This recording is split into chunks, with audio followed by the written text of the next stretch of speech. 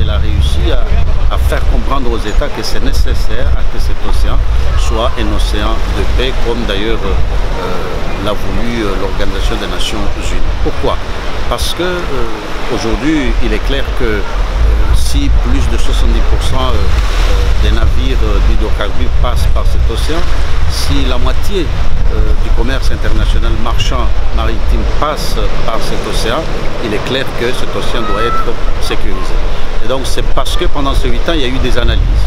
Et puis il y a eu également des tentatives de mise en place, en tout cas, d'une certaine architecture. C'est la raison pour laquelle la Commission de l'océan Indien a mis en place les 2 centres. Il y a un premier centre à Madagascar pour la collecte des informations et un second centre aux Seychelles pour l'opérationnalisation. Alors, ce qu'il a manqué justement, c'est comment faire en sorte que ces 2 centres marchent et surtout pour que les États concernés puissent se mettre ensemble en mettant ensemble leurs lois, en mettant ensemble leurs volontés, leurs moyens et comme on dit en les mutualisant.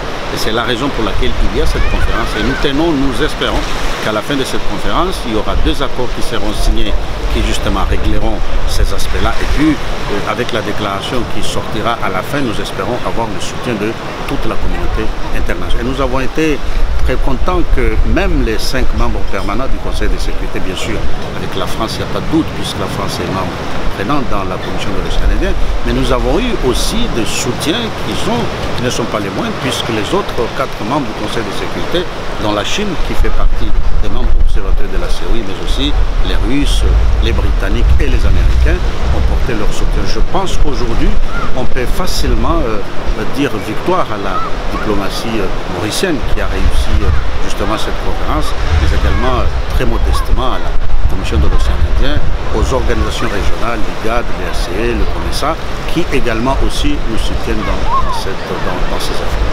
Alors vous avez déclaré lors de votre allocution qu'il y a eu un avant et il y aura un après. Comment, par le biais de la COI, comment on peut rendre encore plus perfectible justement le domaine de la sécurité maritime dans l'océan Indien? Comme je l'ai dit, si nous arrivons, et nous espérons, puisque nous avons quand même l'appui des États qui se sont déjà exprimés dans les couloirs, donc si nous arrivons à avoir ces 2 accords, un accord pour l'échange des informations dans la région, un autre pour l'opérationnalisation justement dans la région, je crois que là les choses vont changer et comme je l'ai dit, ça sera un après.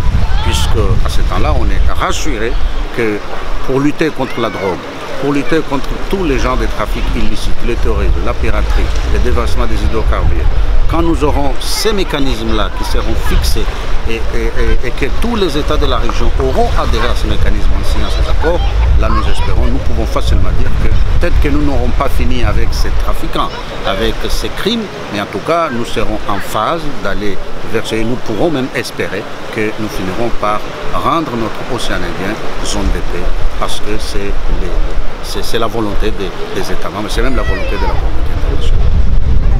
Merci. Ah oui, d'accord.